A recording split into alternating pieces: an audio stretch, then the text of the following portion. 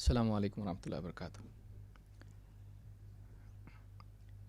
ان الحمد للہ نحمده ونستعینه ونستغفره ونعوذ باللہ من شرور انفسنا ومن سیئات اعمالنا من يهده الله فلا مضل له ومن يضلل فلا هادي له واشهد ان لا اله الا الله وحده لا شريك له واشهد ان محمدا عبده ورسوله اما بعد فان خير الحديث كتاب الله وخير الهدي هدي محمد صلى الله عليه وعلى آله وسلم وشر الأمور محدثاتها وكل محدثة بدعة وكل بدعة ضلالة وكل ضلالة في النار۔ قال الله تبارك وتعالى قل هل ننبئكم بالأخسرين أعمالا الذين ضل سعيهم في الحياة الدنيا وهم يحسبون أنهم يحسنون صنعا۔ تمام تعریف اللہ رب العالمین کے لیے ہے جس نے اس دینی مجلس میں ہم سب کو جمع ہونے کی توفیق دی۔ اللہ اور اس کے رسول صلی اللہ علیہ وسلم کا کلام اور سلف کی تعلیمات اور ان کی تفہیم کو سمجھنے اور سیکھنے کے لیے جمع ہونا اپنی ذات میں خود ایک کامیابی ہے، اور اس چیز کا اور ان تمام اس طرح کی مجالس کا انعقاد کرنا یہ بڑی خوش قسمتی کی چیز ہے۔ اس میں شریک ہونا یہ بہت ہی توفیق اور اللہ کے انعام کی علامات میں سے ہے۔ اس لیے میں بہت ہی شکر گزار ہوں الغات جالیات کا، ذمہ داروں کا، جنہوں نے اس بزم کا، اس مجلس کا انعقاد کیا اور ہم سب کو موقع دیا کہ ہم قرآن و سنت کی بات کہنے اور سننے میں شریک ہو سکیں۔ خاص طور سے شیخ مقصود رسن فیضی حفظہ اللہ کا، جنہوں نے اس پروگرام کے تعلق سے اجازت دی اور ہم سب کا اس میں حوصلہ افزائی کی، اور شیخ عبدالسلام عمری مدنی حفظہ اللہ کا بھی، جنہوں نے اس بزم کا انعقاد کیا اور اس کے روح رواں ہیں۔ تو ہمارا جو عنوان ہے، جو سلسلہ ہمارا یہ دروس کا یا اس ورکشاپ کا جاری رہے گا انشاءاللہ، تو اس عنوان میں ایک مختصر سا کتابچہ ہے، اس تعلق سے ہم کو دیکھنا ہے کہ علم کے حصول کے کیا آداب ہیں۔ پورا رسالہ یا پورے نوٹس یا پورا ہمارا یہ جو سلسلہ یہ ورکشاپ ہے، جس کا عنوان آپ دیکھ چکے ہیں کہ علم دین ہم کیسے حاصل کریں، دین کا علم کن آداب کے ساتھ حاصل کیا جائے۔ تو انشاءاللہ اس میں تقریباً 30 ابواب ہیں، اور ایک ایک کر کے وہ آداب کیا ہیں جو ایک طالب علم کو جن کا لحاظ رکھنا چاہیے، انشاءاللہ ہم ایک ایک کر کے دیکھیں گے۔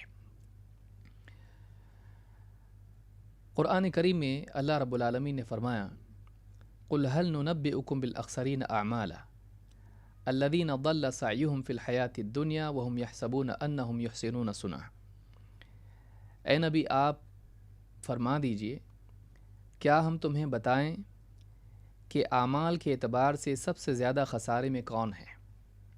الذین ضل سعیهم فی الحیاۃ الدنیا، یہ وہ لوگ ہیں جن کی دنیاوی کوششیں تمام تر رائے گاں چلی گئیں، برباد ہو گئیں۔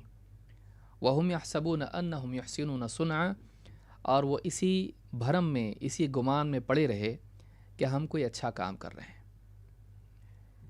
سورۃ الکہف آیت نمبر 103 104۔ یہ بڑی تنبیہ والی آیت ہے، بڑی سخت آیت ہے، جس میں انسان کے برے انجام کے بارے میں خاص بات بیان کی گئی ہے۔ انسان کے لیے سب سے بڑی ہلاکت یہ ہے، سب سے بڑی بربادی یہ ہے کہ وہ یہ سمجھ رہا ہو کہ میں جو کچھ کر رہا ہوں وہ صحیح ہے، اس کے ذریعے میں کامیاب ہوں گا، اس کے ذریعے، اس عمل کے ذریعے میری نجات ہوگی۔ لیکن جو عمل وہ کر رہا ہو وہ عمل ہلاکت والا، بربادی والا ہو۔ وہ ایسی چیزوں کو مان رہا ہو جو کفر ہوں، شرک ہوں، لیکن وہ یہ سمجھ رہا ہو کہ یہی اصل ایمان ہے، یہی اصل دین ہے۔ وہ ایسے اعمال کر رہا ہو جو بدعات ہوں، اللہ کی شریعت سے آزادی اور اللہ کی شریعت کے مخالف ہوں، لیکن وہ یہ سمجھ رہا ہو کہ میں جو کر رہا ہوں اللہ سے قریب کرنے والے اعمال کر رہا ہوں۔ وہ ہر قدم پر اللہ سے دور ہوتا چلا جائے، لیکن اپنے گمان میں یہ سمجھ رہا ہو کہ میں اللہ کی طرف، اپنی منزل کی طرف بڑھ رہا ہوں۔ وہ اپنی بیماری کے لیے زہر کھا رہا ہو اور وہ یہ سمجھ رہا ہو کہ میں اپنی شفا کے لیے دوا کھا رہا ہوں۔ اس سے زیادہ بدقسمتی اور ہلاکت اور بھیانک بات انسان کے لیے کیا ہو سکتی ہے کہ وہ ہلاکت کے راستے پر چل رہا ہو اور یہ سمجھتا ہو کہ یہ نجات اور کامیابی کا راستہ ہے۔ ایسا کیوں ہوتا ہے؟ ایسا اس لیے ہوتا ہے کہ انسان کامیابی کی سب سے پہلی شرط، کامیابی کا جاننا، کامیابی کے راستے کا جاننا، اس شرط کو ضائع کر دیتا ہے۔ انسان کو ارادہ کرنے سے پہلے ضروری ہے کہ وہ یہ جانے کہ اس کو کس طرف جانے کا ارادہ کرنا چاہیے۔ معلوم ہوا کہ اگر علم انسان کے پاس نہ ہو تو اس کا اٹھنے والا ہر قدم اس کو منزل کی بجائے منزل سے دور لے جاتا ہے۔ لہٰذا سب سے پہلا کام ایک انسان کے لیے یہ ہے جو اپنے دل میں کامیابی کی چاہت اور تمنا رکھتا ہے، سب سے پہلا کام اس کے لیے ضروری ہے کہ وہ یہ جانے کامیابی ہے کیا۔ وہ جانے کہ کامیابی تک پہنچنے کے لیے، کامیابی کو پانے کے لیے مجھ کو کس راستے پر چلنا پڑے گا۔ وہ یہ جانے کہ اس راستے پر چلنے میں کیا رکاوٹیں ہیں۔ وہ یہ جانے کہ اس راستے کی رکاوٹوں کو کیسے پار کیا جاتا ہے۔ وہ اپنے داخل میں اپنے عیوب کو جانے جو منزل تک پہنچنے میں اس کے لیے رکاوٹ ہیں، اور نہ صرف ان عیوب کی معرفت اس کو ہو بلکہ اسی کے ساتھ ساتھ ان عیوب کا علاج بھی جانتا ہو۔ ان تمام چیزوں کو جانے بغیر ایک آدمی اگر کامیابی کے منزل کی طرف دوڑنے کی بات کرے تو اس کی بات واقعی کامیابی کی طرف لے جانے والی نہیں ہے۔ لہٰذا سب سے بڑی چیز انسان کے لیے ہے کہ وہ حق کو جانے، وہ کامیابی کو جانے اور اس کے راستے کو جانے۔ علم کے بغیر انسان کامیاب نہیں ہو سکتا ہے، نہ دنیا میں نہ آخرت میں۔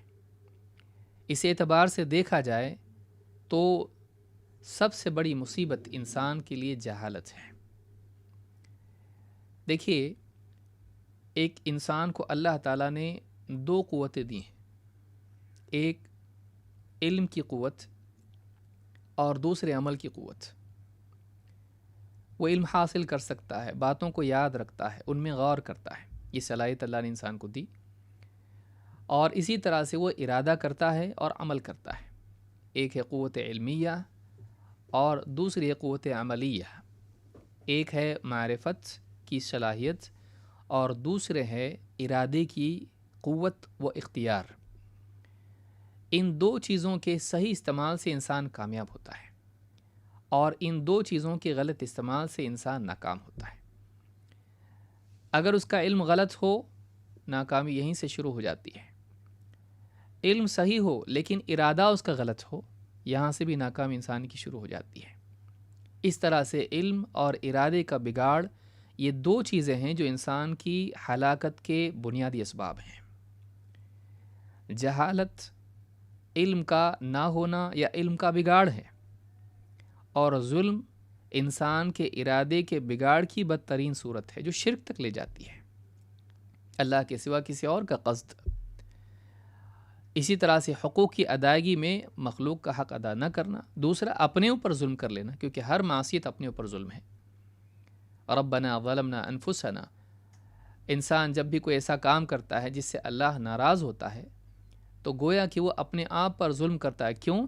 اس لیے کہ اللہ رب العالمین کی طرف سے جو سزا آنے والی ہے اس سزا سے اپنے آپ کو بچا نہیں سکتا ہے، اور اس سزا کا نقصان اس کی ذات کو ہوگا، تو اس نے اپنے عمل سے اپنے لیے مصیبت کھڑی کی، تو وہ اپنے خلاف ظلم ہوا۔ تو دو چیزیں ہیں جو ساری مصیبتوں کی جڑ ہیں۔ ابن تیمیہ رحمۃ اللہ علیہ فرماتے ہیں اقتداء الصراط المستقیم میں، والجہل والظلم ہما اصل کل شر۔ ابن تیمیہ رحمۃ اللہ علیہ فرماتے ہیں کہ جہالت اور ظلم یہ سارے شر کی جڑ ہیں۔ یہ دو چیزیں ایسی ہیں، جہالت اور ظلم، یہ دو چیزیں ایسی ہیں جو سارے شر کی، ساری برائیوں کی جڑ ہیں۔ ساری برائیاں انہی سے نکلتی ہیں۔ کما قال سبحانہ وتعالی وحملها الانسان انہ کان ظلوما جہولا، جیسا کہ اللہ تعالیٰ نے قرآن کریم میں فرمایا امانت کا جب ذکر اللہ تعالیٰ نے فرمایا تو انسان کے بارے میں کہا کہ انسان اس امانت کا حامل ہو گیا. وَحَمَلَهَا الْإِنسَانُ وَحَمَلَهَا الْإِنسَانُ إِنَّهُ كَانَ ظَلُومًا جَهُولًا. انسان کی اللہ تعالیٰ نے برائی بیان کی، اس کے عیوب کو بیان کیا، اس کی ناکامی کو ذکر کیا، تو بنیادی طور پر دو وصف اس کے بیان کیے. إِنَّهُ كَانَ ظَلُومًا جَهُولًا. بلا شبہ انسان بڑا ظالم ہے، بڑا جاہل ہے. تو ابن تیمیہ رحمۃ اللہ علیہ فرماتے ہیں کہ الظلم ہما اصل کل شر. ظلم، جہالت اور ظلم سارے شر کی جڑ ہیں. لہٰذا اگر ہم اپنی زندگی میں کامیاب ہونا چاہتے ہیں، چاہے دنیاوی اعتبار سے یا دینی اعتبار سے، یہ دو چیزیں ایسی ہیں جن سے ہم کو بچنا ضروری ہے، جن کا علاج ضروری ہے. ابن قیم رحمۃ اللہ علیہ فرماتے ہیں ظالم اور جاہل کا مطلب کیا ہے کس اعتبار سے؟ کہتے ہیں ظلوم لنفسہ جہول بربہ وعظمتہ وجلالہ وحکمتہ واتقان صنعہ. کہتے ہیں کہ انسان ظلوم ہے، ظالم ہے، خود اپنے اوپر ظلم کرتا ہے اللہ کی نافرمانی کر کے، اللہ رب العالمین کی پسند چھوڑ کے غلط راستے پر چل کے خود اپنے خلاف ظلم کر لیتا ہے. ظلوم لنفسہ جہول بربہ، اپنے رب کے بارے میں بالکل جاہل ہے. کس اعتبار سے؟ اللہ کی عظمت کو نہیں جانتا، وعظمتہ وجلالہ، اس کے جلال کو نہیں جانتا، اس کی تعظیم کو نہیں جانتا، اور وحکمتہ، اس کی حکمت کو نہیں جانتا، نہ شرعی نہ کونی، واتقان صنعہ، اور کس طرح اس نے تمام مخلوقات کو بہترین طور پر پیدا کیا ہے، ظاہری اعتبار سے بھی، باطنی اعتبار سے بھی، اور اپنے حال کے اعتبار سے بھی، اور اپنے مقصود کے اعتبار سے بھی. انسان کو یوں ہی عبث پیدا نہیں کیا بلکہ ایک بہت اونچے مقصد کے لیے پیدا کیا. تو اللہ رب العالمین کی صفات، اس کی ذات و صفات کی صحیح معرفت اس کو نہیں ہے، جو کہ ساری برائیوں کے اصل جڑ ہے. جس نے اپنے رب کو نہیں پہچانا، ستاروں کو پہچان کے، آسمان و زمین کو پہچان کے، جھرنے نالے اور جانور اور انسان سب کو پہچان کے فائدہ کیا ہے؟ اپنے سارے رشتہ داروں کو پہچانا، لیکن اللہ سے اس کا اپنا کیا رشتہ ہونا چاہیے، کیا تعلق ہونا چاہیے، اس کو نہیں جانا تو اس نے کیا جانا. تو سب سے بڑی مصیبت انسان کے لیے جہالت ہے. ناکامی کی اصل وجہ یہ ہے. اور اگر دیکھا جائے تو اسی جہالت کے اندھیرے سے ظلم کے اندھیرے پیدا ہوتے ہیں. جب انسان کو معلوم ہی نہیں ہوگا کہ رب کا حق اس پر کیا ہے تو حق ادا نہیں کر پائے گا، ظالم ہوگا. ان الشرک لظلم عظیم، اس ظلم کا ارتکاب کرے گا کہ اللہ کا حق کسی اور کو دے گا. جب مخلوقات کے حقوق کو نہیں جانے گا تو ظاہر بات ہے کہ اپنی عقل سے فیصلے کرے گا. میراث بتائے گا سب کو برابر دے دو، بیٹوں کو بھی اور بیٹیوں کو بھی، تو بیٹوں کا حق بیٹیوں کو دے دے گا، یا پھر بیوی کا حق اس کو نہیں دے گا، یا اس طرح سے ظلم کا ارتکاب کرے گا. کبھی جہالت کی بنیاد پر جو کہ علمی جہالت ہے، اور کبھی جہالت کی بنیاد پر جو کہ عملی جہالت ہے. انسان جانتے بوجھتے اللہ کا خوف نہ ہونے کی وجہ سے وہ کرے گا جو اس کو نہیں کرنا چاہیے. اور اللہ کا خوف کیوں نہیں؟ اس لیے کہ اللہ رب العالمین کی صحیح معرفت نہیں ہے. لہٰذا اللہ کی صحیح معرفت نہ ہونا انسان کے سے اس کی تقوی کو بھی چھین لیتی ہے. اس لیے کہ واقعی جب اللہ کی صحیح معرفت انسان کی زندگی میں آتی ہے تو اس کی زندگی میں تقوی آتا ہے، پرہیزگاری آتی ہے. وہ کسی پر ظلم نہیں کرتا ہے، نہ گناہ کر کے اپنے اوپر ظلم کرتا ہے، نہ دوسروں کے حقوق ضائع کر کے ان پر ظلم کرتا ہے، اور اس سے بڑھ کر اللہ کے حق میں بھی ظلم نہیں کرتا ہے. وہ اللہ کا حق اس کو دیتا ہے. لہٰذا ساری مصیبتوں کی جڑ جہالت ہے. اسی جہالت سے وہ ساری برائیاں جنم لیتی ہیں جو اپنے معاشرے میں ہم دیکھتے ہیں. اسی لیے شفاء العلیل میں ابن قیم رحمۃ اللہ علیہ نے کہا کہ اپنے اوپر بھی ظلم کرتا ہے اور اللہ کے معاملے میں جہالت کا ارتکاب کرتا ہے، جہالت میں مبتلا رہتا ہے. یہی ساری مصیبت کی جڑ ہے. ابن تیمیہ رحمۃ اللہ علیہ نے ایک اور بات کہی ہے، وہ یہ کہ جہالت بیماری ہے، اس کا علاج ضروری ہے. فرماتے ہیں اپنی کتاب مجموع الفتاوی میں ان کے جلد نمبر 10 صفحہ نمبر 94 پر یہ بات ہے. قرآن کریم کی ایک آیت ہے جس میں حدیث میں اللہ کے نبی صلی اللہ علیہ وسلم فرماتے ہیں هَلَّا سَأَلُوا إِذَا لَمْ يَعْلَمُوا فَإِنَّمَا شِفَاءُ الْعِيِّ السُّؤَالُ. جب انہیں معلوم نہیں تھا تو پوچھا کیوں نہیں؟ لوگ سفر میں گئے اور سفر میں ایک صاحب کو احتلام ہو گیا، جبکہ ان کے سر میں چوٹ آئی تھی سخت، اور احتلام ہو گیا۔ اب انہوں نے لوگوں سے پوچھا کہ میرے لیے کوئی سبیل ہے؟ غسل تو کرنا پڑتا ہے معلوم ہے، لیکن سر میں چوٹ ہے، تو کیا کوئی راستہ ہے کہ غسل نہ کیا جائے، یا کوئی شرعی اس میں رہنمائی ہے؟ جن لوگوں نے اس کا علم نہیں رکھتے تھے، انہوں نے اصل کو بنیاد بناتے فیصلہ کر دیا، ان کے عذر کو اس کو ذرا بھی دھیان اس پر نہیں دیا، کہا کہ نہیں تم کو تو غسل کرنا پڑے گا۔ اب انہوں نے غسل کیا، سر میں پانی گیا، زخم خراب ہوا، اور اسی زخم میں ان کی موت واقع ہو گئی، وہ صاحب ان کی موت واقع ہو گئی۔ جب اللہ کے نبی صلی اللہ علیہ وسلم کے پاس یہ بات آئی، آپ کی خدمت میں لوگ آئے اور یہ بات بیان کی، تو آپ نے فرمایا اَحَلَّا سَأَلُوا اِذَا لَمْ يَعْلَمُوا، کیوں انہوں نے پوچھا نہیں جب انہیں معلوم نہیں تھا؟ تو جب ان کو یہ مسئلہ معلوم نہیں تھا تو انہوں نے اس بارے میں معلوم کیوں نہیں کیا؟ اور آپ نے فرمایا فَإِنَّمَا شِفَاءُ الْعِيِّ السُّؤَالِ، اس لیے کہ جہالت کا علاج جہالت سے شفا پوچھنے میں ہے۔ اگر پوچھ لیتے تو ان کی جہالت زائل ہو جاتی، ان کو معلوم ہو جاتا کہ واقعی شرعی اس میں فیصلہ کیا ہے، کہ وہ آدمی سر چھوڑ دے، بقیہ جسم دھو کے غسل کر سکتا ہے، کافی اس کے لیے، جیسا کہ اور روایتوں میں بیان شیخ البانی نے بھی اس کو ذکر کیا ہے تمام المنہ میں۔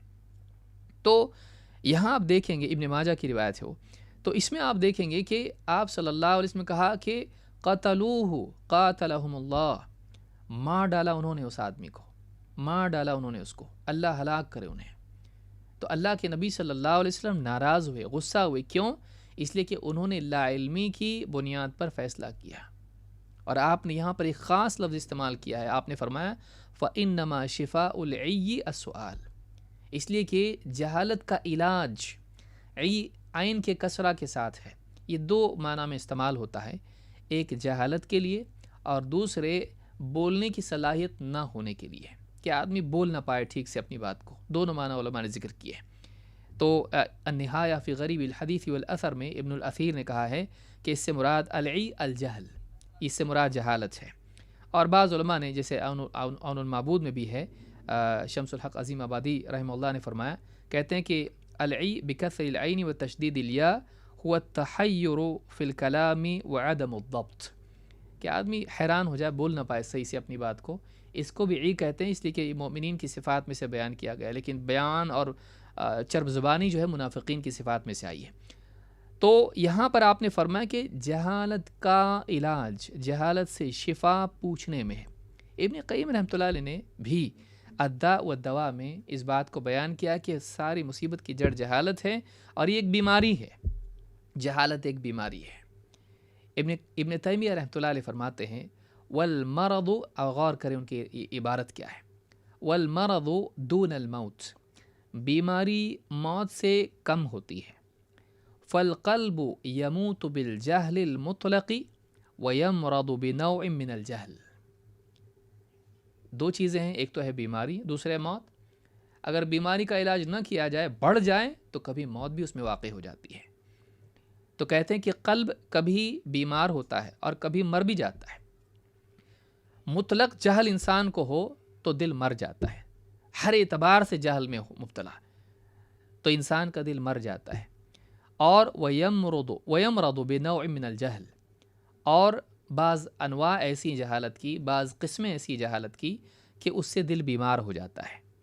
فَلَهُ مَوْتٌ وَمَرَضٌ وَحَيَاةٌ وَشِفَاءٌ، کہتے ہیں قلب کے کئی احوال ہوتے ہیں، دل مردہ بھی ہوتا ہے، بیمار بھی ہوتا ہے، زندہ بھی ہوتا ہے، اور اس کے لیے شفا بھی ہے۔ قلب کے لیے تمام احوال و اوصاف ہیں، موت، مرض اور حیات اور شفا۔ کہتے وہ حیاتہ و موتہ و مرضہ و شفاؤہ اعظم من حیات البدن و موتہ و مرضہ و شفائہ، کہتے ہیں کہ انسان کے دل کی زندگی اور موت اور اس کے مرض و شفا کا معاملہ اس کے جسم کی زندگی اور موت اور اس کی بیماری اور شفا کے معاملے سے زیادہ سنگین اور اہم ہے، بڑھ کر ہے۔ فلہذا مرض القلب اذا ورد علیہ شبہۃ او شہوۃ قوت مرضہ، کہتے ہیں کہ وَإِنْ حَصَلَتْ لَهُ حِكْمَةٌ وموعظة كانت من اسباب صلاحه وشفائه.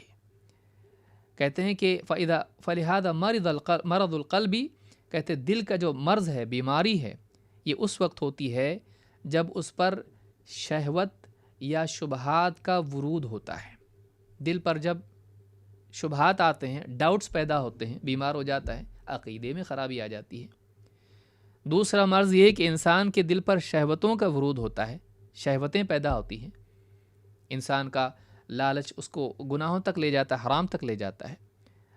دل میں کسی غیر محرم کے دیکھنے کی چاہت اس کی نگاہوں کا بگاڑ پیدا کر دیتی ہے. دل کے اندر دشمنی کے جذبات انسان کی زبان سے گالی اور جھگڑا اور تہمتیں نکال دیتے ہیں. تو دل میں جب شہوات کی بیماری آتی ہے یا شبہات کی بیماری آتی ہے تو مرد وہ بیمار ہو جاتا ہے. یہ بیماری سے دل اس میں مرض پیدا ہو جاتا ہے، اور اس کا مرض ان شہوات اور شبہات کی وجہ سے اور زیادہ قوی ہو جاتا ہے. وَإِنْ حَصَلَتْ لَهُ حِكْمَةٌ وَمَوْعِظَةٌ، اس کے برعکس جب دل کو حکمت اور موعظت نصیب ہوتی ہے، حکمت کی بات، سمجھداری، سوجھ بوجھ کی بات اس کے دل میں آتی ہے، یا اسی طرح سے نصیحت اور ڈانٹ ڈپٹ اور واعظ و نصیحت، ترغیب و ترہیب کی بات اس کے دل میں آتی ہے، تو كانت من اسباب صلاحه وشفائه، تو یہ چیزیں، حکمت کی باتیں، واعظ و نصیحت کی باتیں اس کے دل کی صلاح اور شفا کا ذریعہ بن جاتی ہیں، اس کی اصلاح اور اس کے علاج اور بیماری سے نجات کا ذریعہ بن جاتی ہے. مجموع الفتاوی میں بات ابن تیمیہ رحمہ اللہ کی موجود ہے. تو اس سے ایک بات ہی معلوم ہوئی کہ بیماری، جسم کی بیماری اتنی بڑی نہیں جتنی دل کی بیماری ہوتی ہے. اس لیے کہ جسم کی بیماری سے انسان مر سکتا ہے، لیکن دل کا مرنا انسان کو جہنم میں لے جاتا ہے. لہٰذا جہالت یہ بہت بڑی بیماری ہے اور یہ ہلاکت ہے، انسان کی تباہی ہے. سوال یہاں یہ پیدا ہوتا ہے کہ انسان تو پیدا ہی جاہل ہوتا ہے، انسان کو تو کچھ بھی معلوم نہیں ہوتا ہے. بچے کو اپنی ذات کے بارے میں خود معلوم نہیں ہوتا ہے تو دوسروں کے بارے میں کیا جانتا ہوگا. لیکن یہ جو جہالت ہے اس کو لا علمی کہا جا سکتا ہے. یہ جہل کی وہ قسم ہے جس کے ساتھ انسان پیدا ہوتا ہے اور اس پر اس کی کوئی مذمت نہیں ہے، اس کی کوئی برائی نہیں. کیوں؟ کیونکہ اللہ نے اس کو پیدا ویسے کیا ہے. لیکن انسان اس کے علم کی صلاحیت اور اختیار کو ضائع کر کے اسی جہل پر برقرار رہے اور علم حاصل نہ کرے تو یہاں وہ مذموم ہوتا ہے. یہاں یہ برائی اس میں ہوتی کہ اس نے غلط کام کیا. وہ مجرم تب ہوتا ہے جب وہ قوت ہونے کے باوجود، صلاحیت ہونے کے باوجود بھی، موقع ہونے کے باوجود بھی علم حاصل نہ کرے، اسی جہالت پر باقی رہے، لا علمی میں برقرار رہے. ورنہ فی نفسہ نہ جاننا انسان کے لیے کوئی ہلاکت اور گناہ نہیں ہے. ایک آدمی پیدائشی طور پر ہی نہیں جانتا ہے، لیکن پھر اللہ نے اس کو صلاحیت دی. اللہ نے قرآن کریم میں خود فرمایا واللہ اخرجکم من بطون امہاتکم لا تعلمون شیئا، اللہ تعالیٰ نے تمہاری ماں کے بطون سے، پیٹ سے تمہیں اس حال میں نکالا کہ تم کو کچھ بھی نہیں معلوم تھا، تم کچھ نہیں جانتے تھے. تو یہ تو انسان کی اصل ہے، لا تعلمون شیئا، نہیں جانتے تھے کچھ بھی. اللہ نے پیدا ہی ایسا کیا. لیکن کیا اللہ نے اسی حال میں رکھا؟ نہیں. اللہ تعالیٰ نے کچھ صلاحیتیں انسان کو دیں. کیا فرمایا؟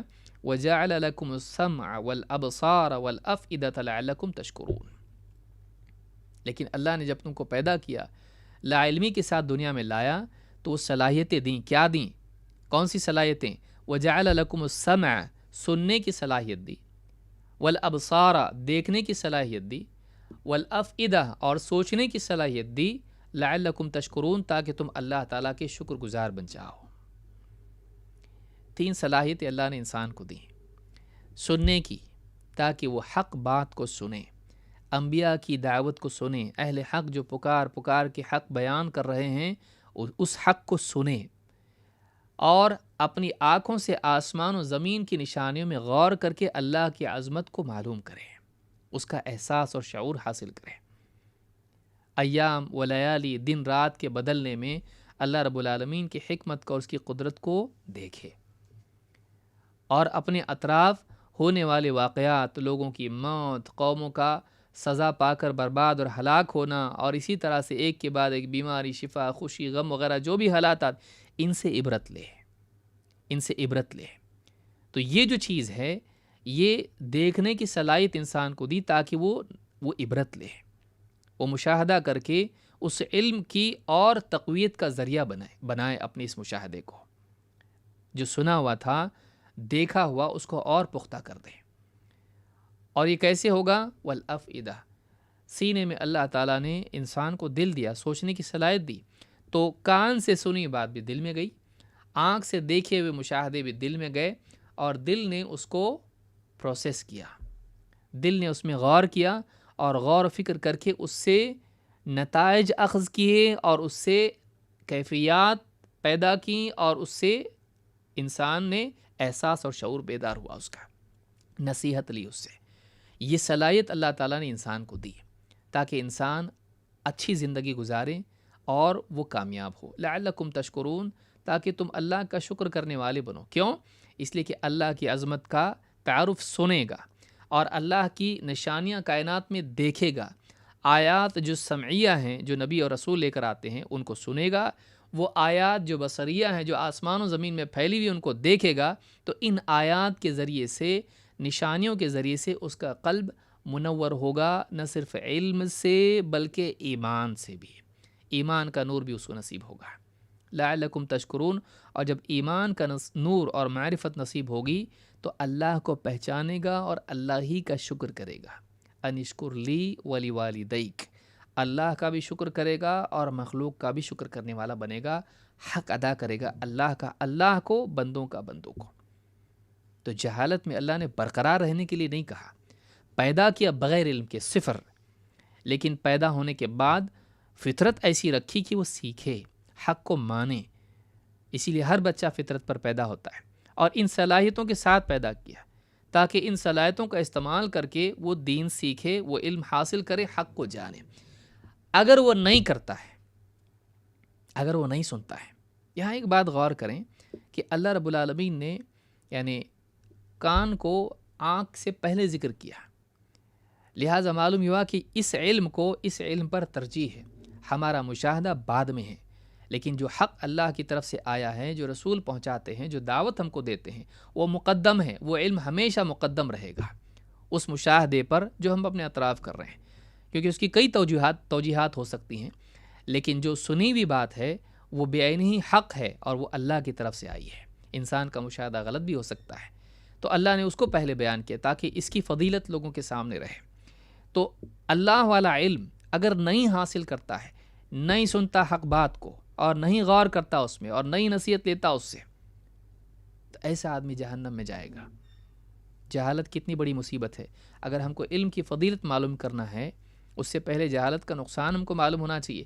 آدمی ڈاکٹر کے پاس کب جاتا ہے؟ جب بیماری سے ڈرتا ہے۔ نہیں ڈرتا ہے تو جو ہوگا دیکھیں گے۔ جب آدمی کو بیماری کی سنگینی کا احساس ہوتا ہے تبھی تو دوا کھاتا ہے۔ علم کا شوق اور علم کے حصول کے لیے مجاہدہ کب کرے گا آدمی؟ کیونکہ اتنا آسان نہیں ہے یہ تبھی کرے گا جب انسان کو جہالت کی ہولناکی معلوم ہو، اس کا خطرہ معلوم ہو، اس کا نقصان معلوم ہو۔ کیا نقصان ہے؟ جہنم۔ جہالت کا نقصان جہنم ہے۔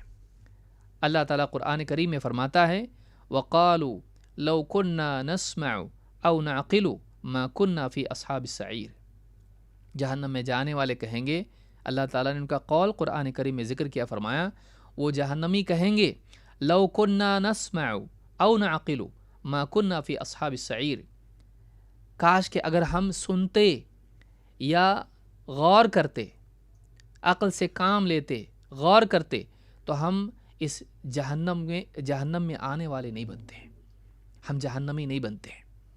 تو دو باتیں انہوں نے فَاعْتَرَفُوا بِذَنبِهِمْ، اللہ نے فرمایا کہ انہوں نے اپنے اس گناہ کا اعتراف کیا۔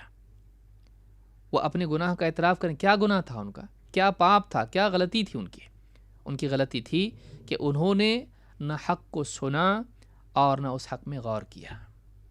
انسان کے لیے، نجات کے لیے پہلا کام ضروری ہے کہ وہ حق کو سنے اور اس میں غور کرے۔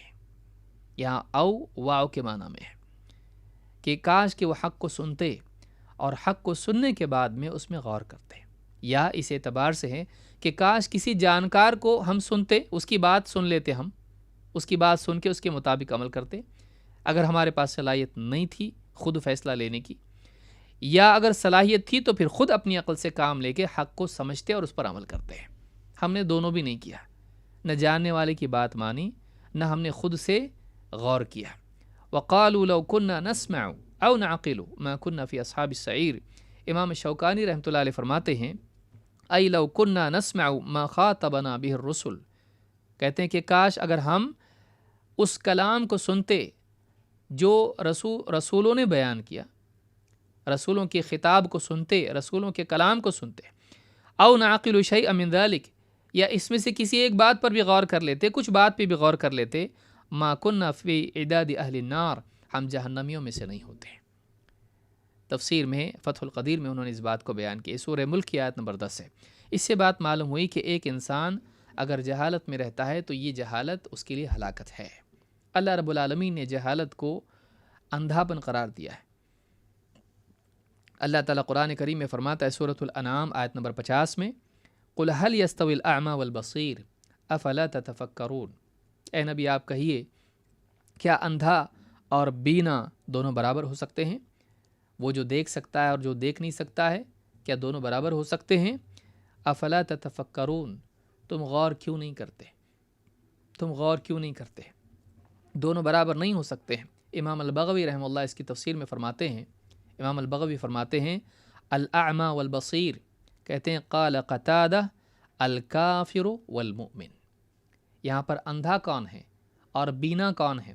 کہتے ہیں اندھا سے مراد کافر ہے اور بینا دیکھنے والا اس سے مراد مومن ہے، کیونکہ مومن اپنے علم اور ایمان کی روشنی میں دیکھتا ہے، کافر کے پاس نہ علم ہوتا ہے نہ ایمان ہوتا ہے، تو اندھے پن میں مبتلا ہوتا ہے۔ امام مجاہد رحمۃ اللہ علیہ فرماتے ہیں کہ اس سے مراد کون ہے؟ صرف کافر مومن نہیں، بلکہ کہتے ہیں الضال والمہتدی، اس سے مراد وہ ہے جو گمراہ ہیں، اور اس سے مراد وہ ہے جو ہدایت یافتہ ہے۔ یعنی اندھا کون ہے؟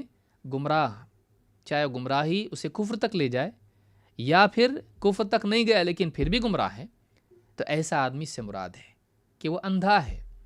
اور بینا کون ہے؟ دیکھنے والا، کہتے والمہتدی، جو ہدایت یافتہ ہے، جو اللہ کی طرف سے آئی ہوئی ہدایت کو اپناتا ہے، اس کی روشنی میں چلتا ہے، یہ بینا ہے۔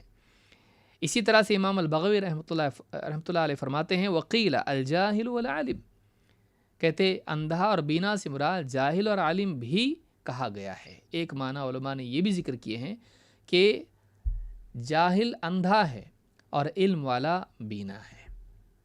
تو یہ جو تین باتیں ہیں تفسیر بغوی میں انہوں نے یہ بات کہی ہے۔ تو معلوم ہے کہ دیکھیے آپ اس کو یعنی ایک کے بعد ایک دوسری چیز کو دیکھیں گے کہ ایک وہ ہے بنیاد شروع کہاں سے ہوئی، اندھا پن کہاں سے شروع ہوتا ہے؟ جہالت۔ جہالت گناہوں تک لے جاتی ہے، گناہ میں بڑھتے بڑھتے بڑھتے بعض اوقات آدمی کفر تک بھی چلا جاتا ہے۔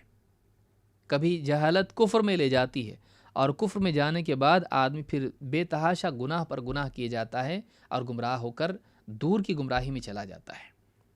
تو گمراہی اور کفر اس کی بنیاد کیا ہے؟ جہالت۔ تو ایسا آدمی جو جاہل ہے، ایسا آدمی گناہوں میں اور کفر میں واقع ہوتا ہے۔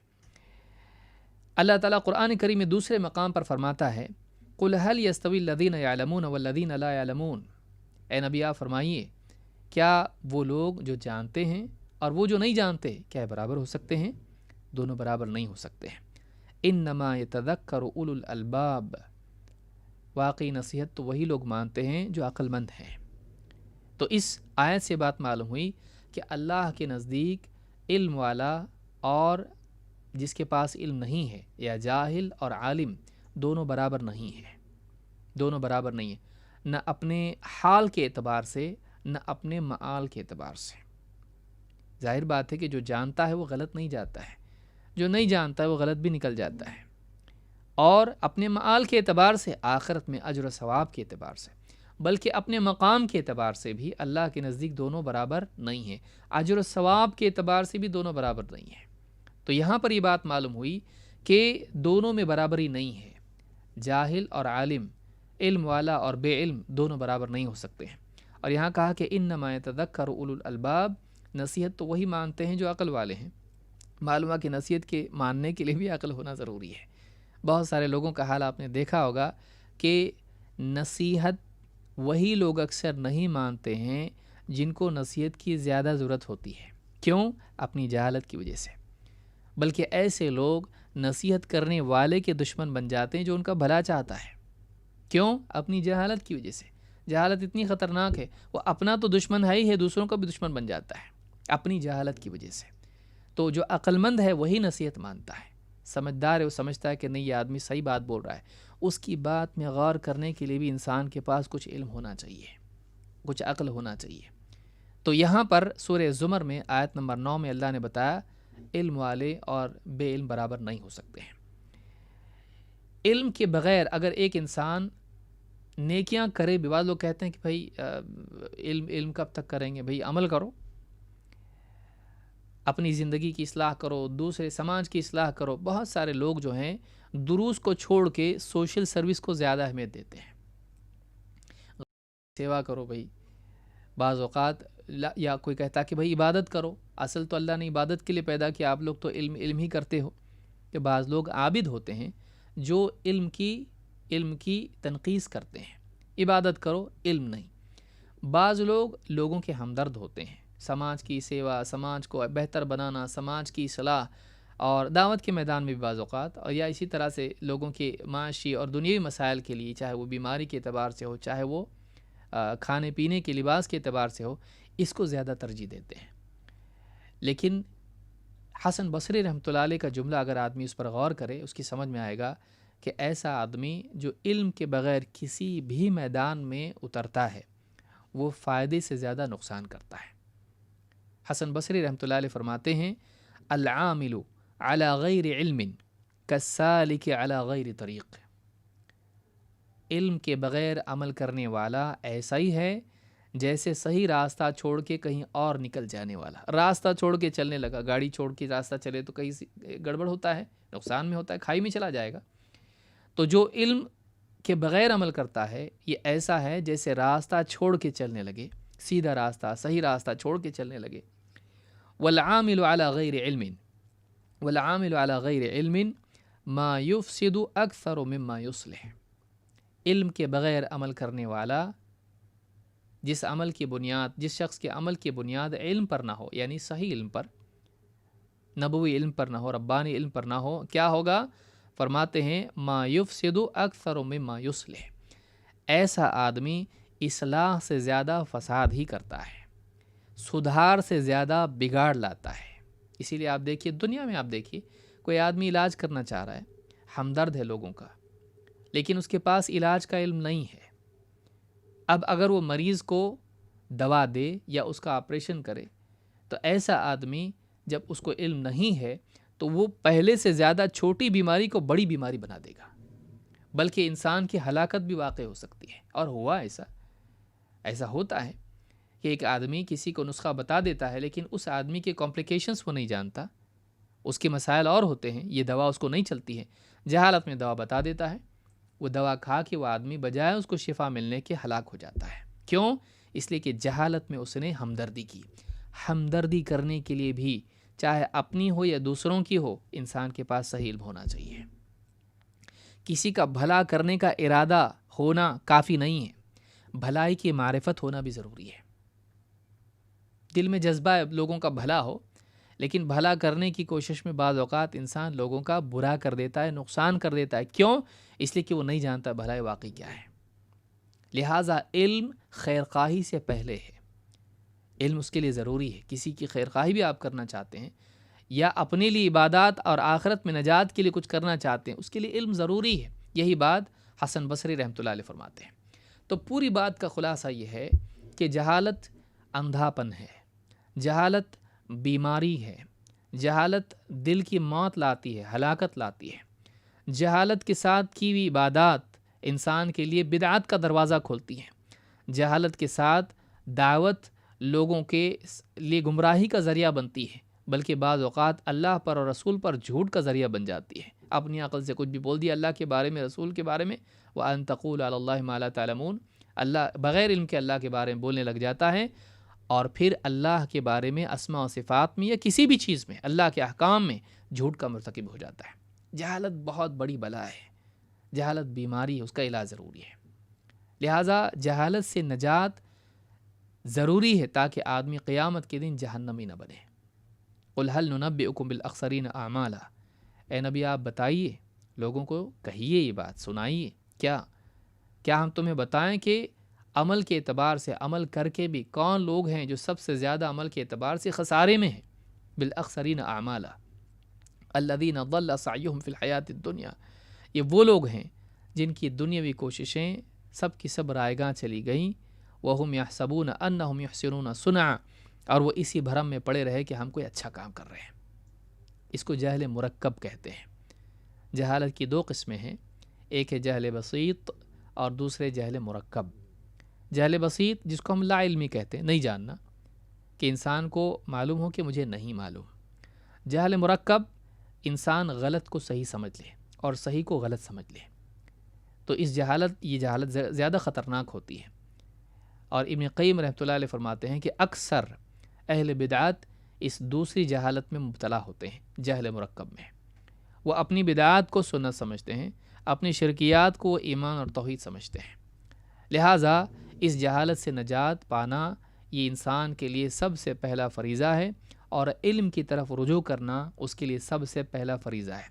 اگر آپ غور کریں تو آپ کو دکھائی دے گا کہ اللہ رب العالمین نے سب سے پہلی وحی جو نازل کی محمد عربی صلی اللہ علیہ وسلم پر، وہ علم ہی سے متعلق تھی۔ اقرأ بسم ربک الذی خلق، خلق الانسان من علق، اقرأ وربک الاکرم الذی علم بالقلم، علم الانسان ما لم يعلم۔ پڑھ اپنے رب کے نام سے جس نے پیدا کیا، انسان کو پیدا کیا جمے ہوئے خون سے، علق سے۔ پڑھ، اور تیرا رب سب سے زیادہ کریم ہے، جس نے الذی علم بالقلم، جس نے قلم کے ذریعے تعلیم دی، علم الانسان ما لم يعلم، انسان کو وہ علم دیا جو پہلے سے اس کے پاس نہیں تھا۔ 5 آیتیں اللہ نے نازل کی، اس میں انسان کی تخلیق اور اس کی تعلیم کا ذکر کیا۔ انسان پر اپنے 2 احسانات ذکر کیے، ایک یہ کہ اللہ نے اس کو پیدا کیا، دوسرے یہ کہ پیدا کر کے یوں ہی چھوڑ نہیں دیا بلکہ اس کو علم دیا۔ معلوم ہوا کہ یہ پہلی وحی ہے جس میں علم کے بارے میں بتایا جا رہا کہ پیدا ہونے کے بعد علم ضروری ہے۔ انسان کی تخلیق کا مقصد اس کو معلوم ہونا ضروری ہے، تو یہ علم کی اہمیت ہے۔ آئیے دیکھتے ہیں دوسری اس میں پہلی فصل میں ہم کہ علم اور اہل علم کی فضیلت کیا ہے۔ جب کسی چیز کی فضیلت معلوم ہوتی ہے تو اس کی رغبت بھی دل میں پیدا ہوتی ہے۔ اس کتاب میں اس سلسلے میں پورے 30 ابواب ہیں، اور اس میں شروع کے ابواب جو ہیں یہ علم اور اہل علم اور طلب علم کی فضیلت میں ہیں۔ اس کے بعد علم کے آداب ہیں کہ ہم علم کیسے حاصل کریں۔ تو پہلے تو ہم کو علم معلوم ہونا چاہیے واقعی، اور علم کی فضیلت معلوم ہونا چاہیے۔ پھر اس کے بعد علم کیا ہے، اور علم حاصل کرنے میں کن اصول و ضوابط کا اہتمام ہم کو کرنا چاہیے، کیسے ہم علم حاصل کریں، کیا رکاوٹیں اس میں جو انسان کے علم کو برباد کر دیتی ہیں، کیا چیزیں ہیں جو علم کے باوجود انسان کو نقصان پہنچاتی ہیں، علم کے لیے کیا چیزیں ایسی ہیں جو اس کے زیبا اس کو نہیں دیتی ہیں۔ تو یہ جو چیزیں ہیں یہ ساری چیزیں انشاءاللہ ان دروس میں ہم سمجھنے کی کوشش کریں گے۔ سب سے پہلے ہم دیکھتے ہیں کہ فی نفسی ہی علم کی کیا فضیلت ہے، پھر علم والوں کی کیا فضیلت ہے، پھر علم حاصل کرنے والوں کی کیا فضیلت ہے۔ یہ 3 طبقے ہیں فی نفسی ہی، ایک علم، دوسرا پہلا طبقہ عالم، اور دوسرا طالب علم۔ عالم نہیں ہوگا تو طالب علم نہیں ہوگا، اس لیے اللہ نے براہ راست رسول کو سکھایا اور آپ نے صحابہ کو سکھایا۔ تو یہ دونوں طبقے ہیں، طالب علم اور علماء، ان کی کیا فضیلت ہے۔ سب سے پہلے علم کی فضیلت، اللہ کے نبی صلی اللہ علیہ وسلم فرماتے ہیں فضل العلم احب الی من فضل العبادہ۔ فضل یہاں مراد زائد ہے یا نفل ہے۔ زیادہ علم، زائد علم میرے نزدیک زائد عبادت سے بہتر ہے، افضل ہے۔ یعنی ایک آدمی فرائض کا اہتمام کرنے لگے، اب اس کے بعد اس کے پاس اوقات ہیں، صلاحیت ہے، استعداد ہے، وہ کیا کرے؟ ایک تو یہ کہ وہ عبادت کریں، دوسرے یہ کہ وہ علم کے حصول میں لگے۔ دونوں میں سے اگر ایک ہی کو چننا پڑے تو زیادہ افضل کیا ہے؟ تو آپ نے فرمایا کہ نفل علم دین کا میرے نزدیک نفل عبادت سے بہتر ہے۔ اس حدیث سے بات معلوم، امام البزار اور امام الطبرانی نے الاوسط میں، اور اسی طرح سے امام الحاکم نے المستدرک میں اس کو روایت کیا ہے، اور صحیح الجامع صغیر حدیث نمبر 4214 پر یہ موجود ہے اور صحیح ہے۔ اس حدیث سے بات معلوم ہوتی کہ علم کی عبادت پر فضیلت ہے۔ ایسے کیسے؟ ایک آدمی تہجد پڑھ رہا ہے، کیا وہ اس سے افضل وہ آدمی ہے جو قرآن میں سے کچھ تفسیر پڑھ رہا ہے یا حدیث کی کتاب پڑھ رہا ہے یا فقہ یا اسی طرح سے اور بھی علوم پڑھ رہا ہے جو دینی علوم ہے؟ کیا وہ افضل ہے اس سے؟ یقیناً وہ افضل ہے۔ امام احمد کا بھی جملہ مشہور ہے، کہتے ہیں کہ جس آدمی کی نیت خالص ہو اس کے لیے علم سے بڑھ کے کوئی عبادت یا کوئی عمل نہیں ہے۔ کیوں ایسا؟ اس لیے کہ عبادت کا فائدہ اپنی ذات پر واپس آتا ہے۔ عبادت کا فائدہ کہ تہجد پڑھ رہے ہیں، کس کو فائدہ ہوگا بھائی؟ یہ عبادت کرے گا جنت میں جائے گا، لیکن علم کا فائدہ اس کی اپنی ذات کے ساتھ ساتھ دوسروں کو بھی ہوتا ہے۔ جب ایک آدمی حق کو معلوم کرتا ہے تو اس پوزیشن میں ہوتا ہے کہ دوسروں کی رہنمائی کر سکے، پھر وہ عبادت کرنے والے کو بتا سکتا ہے کہ تو جو عبادت کر رہا ہے اس سے افضل عبادت ہے، اس وقت یہ نہیں یہ کرنا چاہیے۔ پھر وہ غلط عبادت کرنے والے کو بتا سکتا ہے کہ تیری عبادت غلط ہے، اس کی بھرپائی ایسی ہے، سجدہ ایسا ہو کر، اس لیے کہ تیری عبادت نماز خراب ہوئی، تیری نماز نہیں ہوئی، واپس سے پڑھ۔ پھر وہ لوگوں کو حقوق آپس میں بتا سکتا ہے کہ کس کا کس پر حق کیا ہے۔ اس اعتبار سے لوگوں کو ترغیب دے کر رہنمائی کر سکتا ہے، بے عمل کو عمل والا بنا سکتا ہے۔ کیسے؟ رہنمائی اور نصیحت کے ذریعے سے، اور وہ سارا ثواب جو ہے خود سمیٹ سکتا ہے، زیادہ ثواب ملا، اور ان کو نفع پہنچا سکتا ہے، وہ بھی دیندار بن گئے۔ لیکن اپنی عبادت میں یہ نہیں ہوتا ہے۔ رات کے اندھیرے میں اٹھ کے تہجد پڑھ رہا ہے تو اس کا فائدہ ہے، وہ بھی ضروری ہے، لیکن جب بات آتی کہ یہ افضل کہ وہ افضل، دونوں میں کیا افضل ہے، تو بلا شبہ دونوں میں افضل علم ہے۔ علم کے لیے کوشش کرنا، علم کا حصول اور علم میں لگنا، یہ زیادہ بہتر ہے نفل علم۔ تو فرض علم کتنا زیادہ ضروری ہوگا انسان کے لیے اور اس کی کتنی زیادہ فضیلت ہوگی۔ تو اس حدیث سے بات معلوم ہوتی ہے کہ علم کی فضیلت عبادت پر ہے۔ اسی لیے آپ دیکھیں گے کہ بہت سارے عبادت گزار بدعات میں مبتلا ہوتے ہیں، عجیب عجیب وظیفے پڑھتے ہیں، عجیب عجیب نمازیں پڑھتے ہیں، عجیب عجیب روزے رکھتے ہیں اور خرافات میں مبتلا ہوتے ہیں، بلکہ بعض اوقات ان کی جہالت انہیں بدعقیدگی تک لے جاتی ہے۔ علم کی وجہ سے آدمی ان تمام ہلاکتوں سے محفوظ رہتا ہے۔ اسی لیے آپ نے آیت سنی کہ سب سے زیادہ عمل کر کے بھی کون خسارے میں ہے، کہ جنہیں معلوم ہی نہیں تھا کہ ہم غلط کام کر رہے ہیں، وہ غلط کام کر رہے تھے لیکن سمجھتے رہے کہ ہم اچھا کام کر رہے ہیں۔ تو یہ کیوں ہوا؟ جہالت کی وجہ سے۔ علم والا اس سے خود بھی محفوظ رہتا ہے، دوسروں کو بھی بچاتا ہے۔ علم کا فائدہ موت کے بعد بھی ہوتا ہے۔ آدمی موت کے بعد عمل نہیں کر سکتا، لیکن علم کا فائدہ موت کے بعد بھی ہوتا ہے۔ اللہ کے نبی صلی اللہ علیہ وسلم فرماتے ہیں اذا مات الانسان انقطع عنہ عملہ الا من ثلاثہ، جب انسان مر جاتا ہے تو اس کے اعمال کا سلسلہ منقطع ہو جاتا ہے، ہاں مگر تین چیزیں مرنے کے بعد بھی جاری رہتی ہیں۔ کیا ہے وہ؟ الا من صدقۃ جاریہ، سوائے اس صدقے کے جو صدقے جاریہ ہو، ایسا صدقہ کر جائے جو اس کے مرنے کے بعد بھی اس کا نفع لوگوں کو باقی رہے، جیسے کنواں یا پیڑ، اس نے اپنی زندگی میں دعایا یا پیڑ لگایا اور اس کا پانی لوگ پی رہے ہیں، پھل کھا رہے ہیں، مرنے کے بعد تو یہ ثواب اس کو ملتا رہے گا کیونکہ عمل اس کا تھا۔ او علم ينتفع به، یا پھر اپنے پیچھے ایسا علم چھوڑ جائیں جس سے لوگوں کو فائدہ ہوتا رہے، ایسی کتاب لکھ دیا جس سے لوگ پڑھتے رہیں اور اس سے ہدایت پاتے رہیں، اس سے لوگ اپنی اصلاح کرتے رہیں، تو اس کا عمل تھا، مرنے کے بعد بھی کتاب باقی رہی یا خطاب باقی رہا تو اس کا فائدہ اس کو ہوتا رہے گا۔ او ولد صالح يدعو له، یا پھر اپنے بعد نیک اولاد چھوڑ جائے جو اس کے لیے دعا کرتی رہے۔ نیک اولاد کیوں؟ اس لیے کہ دعا کرے گی، اگر خود ہی گناہ گار ہے دوسرے کے حق میں، کیا اس کی دعا قبول ہوگی؟ اور اگر وہ نیک نہ ہوگی تو دنیا میں لگ جائے گی، بجائے دعا کرنے کے لعنتیں کرے گی کہ ہمارے لیے کچھ پیسہ نہیں چھوڑا، پیچھے جائیداد نہیں چھوڑی۔ نیک ہوگی تو احسان مندی کے جذبات کے ساتھ یاد کر کے دعا کرے گی۔ تو صحیح مسلم میں حدیث موجود ہے کتاب الوصیہ میں، حدیث نمبر 1631۔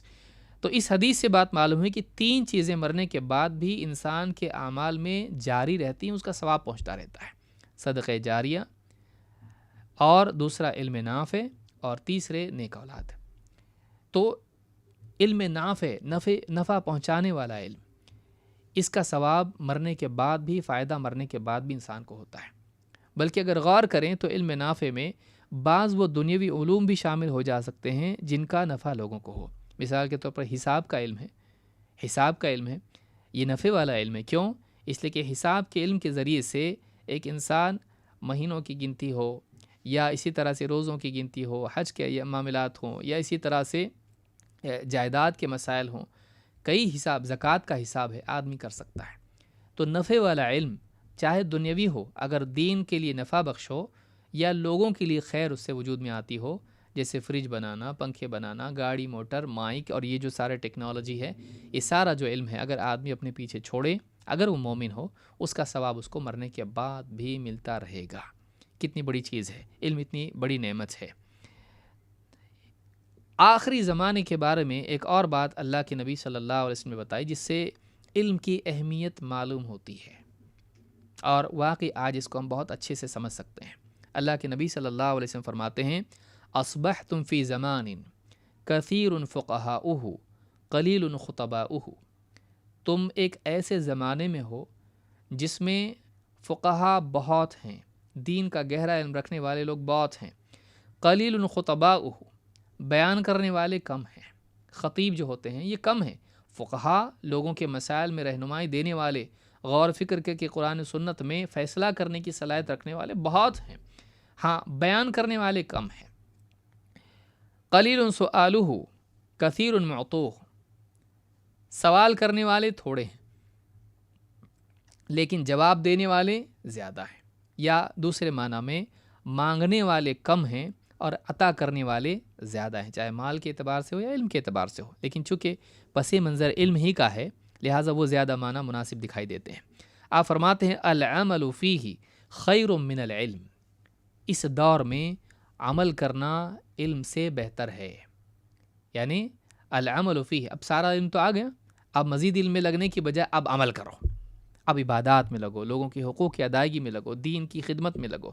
تو العمل فیہ خیر من العلم، اس دور میں اب عمل کرنا، چونکہ فقہا ہو چکے ہیں لوگ اور زیادہ تر فقہا ہیں، اب کیا کرو؟ اب عمل کرنا زیادہ بہتر ہے مزید علم سے۔ تو یہاں یہ بات بتائے گی۔ پھر کہا وَسَيَأْتِي زَمَانٌ، ایک زمانہ ایسا بھی آئے گا، قلیل فقہاؤہ، جس میں فقہا کم ہو جائیں گے، کثیر خطباؤہ، بیان بازی کرنے والے بڑھ جائیں گے، خطبہ بڑھ جائیں گے اور فقہا کم ہو جائیں گے، کثیر سؤالہ قلیل معطوہ، پوچھنے والے بڑھ جائیں گے، جواب دینے والے کم ہو جائیں گے، صحیح جواب دینے والے، ورنہ جواب دینے والے تو ایسے بھی ہوتے ہیں، صحیح جواب دینے والے کم ہو جائیں گے۔ اور آپ نے فرمایا العلم فیہ خیر من العمل، اس دور میں علم میں مشغولیت عمل میں مشغولیت سے زیادہ بہتر ہوگی، علم اس دور میں عمل سے بہتر ہوگا، یعنی اس دور میں زیادہ ضروری ہوگا کہ صحیح علم حاصل کرو۔ کیوں؟ کیونکہ گمراہیوں کے دروازے کھل چکے ہوں گے، کوئی بھی کھڑا ہوگا بیان کرے گا یہ صحیح ہے، وہ حلال ہے، وہ ایسا کرو، یہ راستہ شارٹ کٹ جنت کا بتا رہا ہوں میں، ہمارے پاس آ جاؤ، ہم زیادہ ہیں، فلاں ہیں، بولنے والے بڑھ جائیں گے، ہر دروازے پر جو ہے جہنم کے لوگ کھڑے ہوں گے اور بلا رہیں گے، دعات علی ابواب جہنم، جہنم کے دروازوں پر کھڑے ہو کر لوگ پکارنے والے دعات ہوں گے۔ آدمی کنفیوز ہو جائے گا، اس کی سنیں یوٹیوب کا یہ چینل صحیح ہے کہ وہ صحیح ہے، اس کا بیان صحیح کہ اس کا بیان صحیح، یہ پوسٹ آئی فیس بک پہ، وہ پوسٹ آئی واٹس ایپ پہ، کیا صحیح ہے کیا غلط ہے، کنفیوز ہو رہا ہوں۔ تو ایسا حال لوگوں کا ہو جائے گا کہ لوگ پریشان ہوں گے، اس وقت میں سوالات بڑھ جائیں گے، نئے نئے حالات بدلتے جائیں گے اور لوگوں کے سوالات بڑھ جائیں گے، جواب دینے والے کم ہوں گے۔ اس دور میں ضرورت اس چیز کی ہوگی کہ ہم علم کی طرف رجوع کریں، حق کا صحیح علم حاصل کریں، صحیح علم حاصل کریں جو حق کا علم ہے، اور اہل علم سے جڑیں اور صحیح علم کو جمع کریں اپنے پاس۔ قرآن و سنت کا علم مٹتا چلا جائے گا لوگوں کے اندر سے، لوگوں کی رائے اور اپنے اپنے فلسفے عام ہوتے چلے جائیں گے، اس وقت میں ضروری ہوگا کہ لوگ علم حاصل کریں۔ اس سے معلوم ہوتا ہے کہ آخری زمانے میں، بعد کے زمانے میں علم حاصل کرنے کی اہمیت بڑھ جائے گی، علم حاصل کرنے کی اہمیت بڑھ جائے گی، اور بلا شبہ دکھائی تو یہی دیتا کہ آج کا زمانہ ایسا ہی ہے، اس میں معلومات بڑھ گئی، علم گھٹ گیا۔ آپ غور کریں اس بات پر، ڈیٹا بڑھ گیا ہے، نالج کم ہو گیا ہے، آل فال دنیا بھر کی باتیں ہیں، صحیح غلط کیا آپ یوٹیوب پہ سرچ کریں، ہزاروں ملینز میں آپ کو رزلٹ آ رہے ہیں، صحیح کیا ہے اس میں؟ ایک سوال ہے، لیکن قادیانی جواب دیا، شیعہ جواب دیا، یہودی نصرانی جواب دیا، بدعتی جواب دیا، کون جواب دیا ہے؟ جواب کس کا ہے معلوم نہیں، اس میں سے چننا مشکل ہو گیا ہے۔ تو ایسا دور آئے گا کہ کنفیوژن ہوگا، اس وقت زیادہ ضروری ہوگا کہ ہم صحیح علم حاصل کریں۔ کیوں؟ تاکہ ہم صحیح راستے پر باقی رہیں، کیونکہ بعد کے زمانے میں اعمال کے بگاڑ کے ساتھ ساتھ عقیدے اور منہج کے بگاڑ کے راستے بھی کھل جائیں گے۔ آدمی مرتد ہو جائے گا، آدمی گمراہ ہو جائے گا، اس کے لیے ضرور صرف خواہشات میں مبتلا ہوگا ایسا نہیں ہے، بلکہ اس کے عقیدے اور منہج کا بگاڑ بھی ہوگا۔ اس وقت میں ضروری ہوگا کہ اپنے عقیدے کی اصلاح کے لیے، اپنے منہج کی اصلاح کے لیے، شبہات سے اور شہوات سے بچنے کے لیے وہ صحیح علم حاصل کریں۔ تو کہا کہ العلم فیہ خیر من العمل، اس دور میں علم عمل سے بہتر ہوگا، یعنی علم میں مصروف ہونا، مشغول ہونا، عمل میں مشغول، یعنی نوافل کی بات چل رہی نہیں کہ نماز 5 وقت کی چھوڑ کے ہم علم حاصل کرنے میں لگ جائیں، نہیں، نوافل کی بات ہے کہ نفل عبادات اور نفل اعمال سے بڑھ کر زیادہ بہتر یہ ہوگا کہ ہم علم حاصل کریں۔ تو یہ امام الطبرانی نے مسند الشامیین میں یہ روایت نقل کی ہے، اور الصحیحہ میں حدیث نمبر 3179 پر شیخ الالبانی نے اس کو حسن قرار دیا ہے۔ تو یہ حدیث بھی بہت اہم ہے۔ ان تمام باتوں سے یہ پہلا باب ہمارا تھا، اس میں معلوم ہوا کہ علم بہت اہم ہے، علم کے حصول میں ہم کو لگنا چاہیے اور علم حاصل کرنا چاہیے۔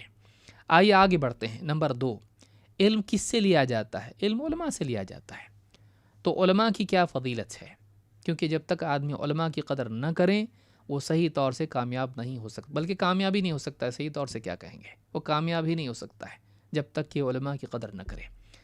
اللہ تعالیٰ قرآن کریم میں فرماتا ہے یرفع اللہ الذین آمنوا منکم والذین اوتوا العلم درجات، سورۃ المجادلہ آیت نمبر 11۔ اللہ تعالیٰ درجات کو اونچا کرتا ہے، اللہ تعالیٰ رفعت عطا کرتا ہے، اونچائی عطا کرتا ہے۔ کس کو؟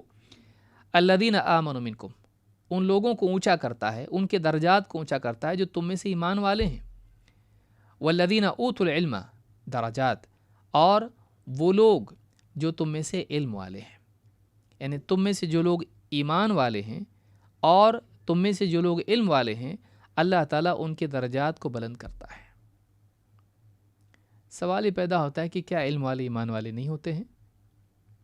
جتنے بھی علم والے ہیں وہ تو ظاہر بات ہے ایمان والے ہی ہوں گے، تو اللہ نے الگ الگ دونوں کو کیوں بیان کیا؟ کیونکہ تم میں سے جو لوگ ایمان والے ہیں اور تم میں سے جنہیں علم دیا گیا ہے، اللہ ان کے درجات کو اونچا کرتا ہے۔ اہل علم نے کہا یہاں پر علماء کو عام ایمان والوں سے کاٹ کے اللہ تعالیٰ نے بیان کیا الگ سے، اس لیے کہ ان کا شرف زیادہ ہے۔ اور درجات کا جہاں ذکر ہو رہا ہے، عام مومن کے درجات جب اونچے ہوتے ہیں تو چونکہ عام ایمان والے کس وجہ سے ان کے درجات اونچے ہوتے ہیں؟ ایمان اور عمل کی وجہ سے۔ ایک ایمان والے کا درجہ اونچا کیسے ہوتا ہے؟ کسی خاندان کی وجہ سے کہ سید گھرانے میں پیدا ہوا؟ نہیں، آخرت کی جو کامیابی ہے وہ ایمان و عمل کی بنیاد پر انسان کو ملتی ہے۔ ان اکرمکم عند اللہ اتقاکم، تم میں زیادہ اللہ کے نزدیک قابل اکرام اور شرف والا وہ ہیں جو تم میں زیادہ متقی پرہیزگار ہے، اللہ سے ڈرنے والا اور گناہوں سے بچنے والا۔ تو ایمان والوں کے درجات اونچے ہوتے ہیں اپنے ایمان اور عمل کی وجہ سے، لیکن اس ایمان کی اصلاح اور تقویت کے لیے اور ان اعمال کی اصلاح اور ان اعمال پر مداومت کے لیے عام اہل ایمان محتاج ہوتے ہیں علماء کے۔ علماء ان کو بتاتے ہیں صحیح عقیدہ کیا ہے، غلط عقیدہ کیا ہے۔ علماء ان کو بتاتے ہیں کہ ایمان کی تقویت کیسے حاصل ہوتی ہے۔ علماء ان کو بتاتے ہیں کہ سنت کیا ہے، بدعت کیا ہے۔ علماء ان کو بتاتے ہیں کہ اعمال برباد کیسے ہوتے ہیں اور اعمال کی حفاظت کیسے ہوتی ہے، اور اعمال جب چھوٹ جائیں تو ان کا تدارک کیسے ہوتا ہے، اس کے لیے بھرپائی کیا ہوتی ہے۔ علماء کی رہنمائی کی وجہ سے اہل ایمان اپنے عقیدے اور اپنے عمل کی اصلاح کرتے ہیں، بہتر عقیدہ اور بہتر عمل والے بنتے ہیں، اونچے درجات جب ان کے ہوتے ہیں۔ ان علماء کی رہنمائی سے جب بنے ہیں ان کا سارا ثواب علماء کو جاتا ہے، اور جو درجہ ان کا ہوا ان کے اپنے عمل اور رہنمائی کا عمل وہ اور اوپر چلے جاتے ہیں، کیونکہ اس نے تو اپنے ایک کا عمل کیا، علماء نے 10 کو عمل سکھایا، ان سارے 10 کا ثواب ان کو ملتا ہے، تو ان کے بھی اعمال، ان کا ثواب، ان کا اجر بڑھ گیا، اور اجر کی وجہ سے ان کا درجہ بھی بڑھ جاتا ہے، نہ صرف مال کے اعتبار سے بلکہ حال کے اعتبار سے بھی، کیونکہ علم اپنی ذات میں ایک شرف ہے۔ دنیا میں جو آدمی اللہ کو جتنا زیادہ جانتا ہے، اتنا زیادہ اللہ کی معرفت، اللہ کا خوف، اللہ سے محبت، اللہ پر یقین، اللہ پر توکل، اللہ سے امید، یہ سارے جو کیفیات ہیں، اللہ کی خشیت و خوف، یہ ساری کیفیت اس آدمی کو نصیب نہیں ہو سکتی جو واقعی اللہ کو ویسا نہیں جانتا ہے جیسا یہ جانتا ہے۔ تو نہ صرف انجام کے اعتبار سے اونچے مرتبے پر وہ ہوتا ہے، ہائی لیول لائف جیتا ہے جنت میں، بلکہ دنیا میں بھی اس کی زندگی کا لیول اور اس کی زندگی کا معاملہ دوسروں سے اونچا ہوتا ہے۔ وہ اعلیٰ سطح کی زندگی دنیا میں بھی جیتا ہے، کیوں؟ اس علم کی وجہ سے جو اس کے سینے میں ہے۔ تو یہ جو چیز ہے، یہ علماء کو میسر ہوتی ہے۔ اونچے درجات دنیا میں اور آخرت میں اللہ تعالیٰ علم والوں کو عطا کرتا ہے۔ تو اللہ نے علم والوں کو الگ سے کاٹ کے بیان کیا، یہ ان کا فضل ہے، یہ ان کی فضیلت ہے، اگرچہ ایمان والوں کی بھی فضیلت ہے، لیکن ان سے بڑھ کے علم والوں کی فضیلت ہے جو ایمان والے ہیں۔ اسی طرح سے اللہ کے نبی صلی اللہ علیہ وسلم نے عابد پر فضیلت دی ہے، عبادت گزار جو ہوتا ہے لیکن علم کے میدان میں کچھ نہیں کرتا ہو، اس سے بڑھ کر وہ ہے جو علم کے میدان میں خدمت انجام دیتا ہے، لوگوں کی رہنمائی کرتا ہے، عالم ہوتا ہے۔ اللہ کے نبی صلی اللہ علیہ وسلم فرماتے ہیں، فضل العالم علی العابد کفضل علی ادناکم، عالم کی فضیلت عابد پر ایسی ہے جیسے میری فضیلت تم میں سے ادنا شخص پر، ایک عام مسلمان، اس پر رسول اکرم صلی اللہ علیہ وسلم کی فضیلت جیسی ہے، آپ نے کہا کہ عابد پر عالم کی فضیلت ایسی ہے۔ ان اللہ عز وجل وملائکتہ واہل السماوات والارض، خود اللہ تعالی اور اس کے فرشتے اور آسمان و زمین والے، حتی النملۃ فی جحرہا، یہاں تک کہ اپنے بل میں موجود چونٹی، وحتی الحوت، یہاں تک کہ پانی میں موجود مچھلی، لیصلون علی معلم الناس الخیر، لوگوں کو خیر کا علم سکھانے والے کے لیے یہ صلاۃ بھیجتے ہیں۔ اللہ تعالیٰ ان لوگوں کی تعریف کرتا ہے جو لوگوں کو خیر سکھاتے ہیں، اور فرشتے اللہ تعالیٰ سے رحمت اور مغفرت کی دعا کرتے ہیں ان کے لیے جو لوگوں کو خیر سکھاتے ہیں، معلم الناس الخیر، لوگوں کو خیر کی تعلیم دینے والے۔ اور نہ صرف فرشتے بلکہ آسمان و زمین کی مخلوق، اور اسی طرح سے بلوں میں موجود چوٹیاں اور پانی میں موجود مچھلیاں ان لوگوں کے لیے خیر کی دعا کرتی ہیں، ان کے لیے مغفرت اور رحمت کی دعا کرتی ہیں۔ تو ایک عالم کتنے اونچے مقام پر ہے، آپ غور کریں کہ مخلوقات اس کے لیے دعا کرتی ہیں، کیوں؟ اس لیے کہ وہ لوگوں کو خیر کی تعلیم دیتا ہے۔ تو یہاں پر عالم کی فضیلت بھی بیان کی گئی اور لوگوں کو خیر سکھانے والے کی فضیلت بھی بیان کی گئی، کیوں؟ اس لیے کہ واقعی عالم وہ جو خیر سکھائے، ورنہ علم کو روک کے رکھے اور نہ بتائے تو اس کے لیے وعید ہے، آگے انشاءاللہ وہ بھی آئے گی آنے والے دروس میں۔ اسی طرح سے اللہ رب العالمین نے علماء کو گواہ بنایا اپنی توحید کا، جو دین میں سب سے مرکزی اور بنیادی چیز ہے، جس کے بغیر دینداری کا اور اسلام کا تصور بھی نہیں ہو سکتا ہے۔ اللہ تعالیٰ فرماتا ہے، شہد اللہ انہ لا الہ الا ہوا والملائکۃ واولو العلم قائما بالقسط لا الہ الا هو العزیز الحکیم، سورہ آل عمران آیت نمبر 18۔